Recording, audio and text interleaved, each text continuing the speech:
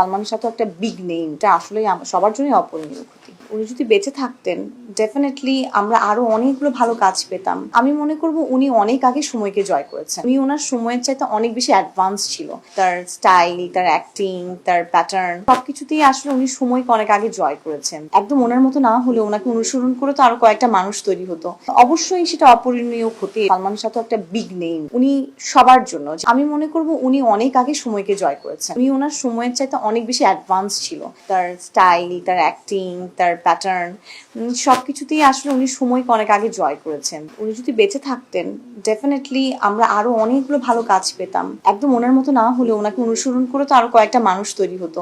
অবশ্যই সেটা অপূরণীয় ক্ষতি। সালমান শাহ আসলে আমি যতটুকু, আমরা যেহেতু ওভাবে করে সালমান শাহকে পাইনি, কিন্তু উনি এমন একজন মানুষ, উনি আসলে কোনো সময়কে বেঁধে মানে উনি সবার জন্য। যেমন আমরা সালমান শাহের কাজ পরবর্তীতে তো দেখেছি, তাকে নিয়ে আলোচনা হয়েছে, তাকে ফলো করেছি, তাকে নিয়ে এত এত কথা সবকিছু দেখেছি।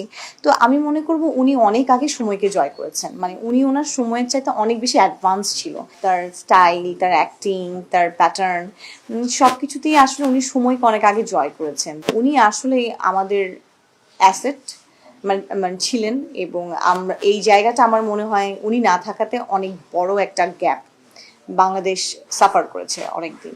উনি যদি বেঁচে থাকতেন ডেফিনেটলি আমরা আরো অনেকগুলো ভালো কাজ পেতাম। উনি যখন একজন রোল মডেল সামনে থাকে তখন তো আরো অনেকে কাজ করতে আগ্রহী হয়। ওনার মতো হয়তো আরো একদম ওনার মতো না হলে ওনাকে অনুসরণ করে তো আরো কয়েকটা মানুষ তৈরি হতো, আরো কয়েকজন আসতো।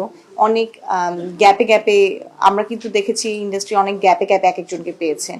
তো অবশ্যই সেটা অপূরণীয় ক্ষতি, এটা কখনোই তো পূরণ হবার নয়। যে কোনো কারোই শূন্যস্থান আসলে পূরণ হওয়া তো পূরণ হওয়া পসিবল না। আর সালমান শাহ তো একটা বিগ নেম, সো এটা আসলে সবার জন্যই অপূরণীয়।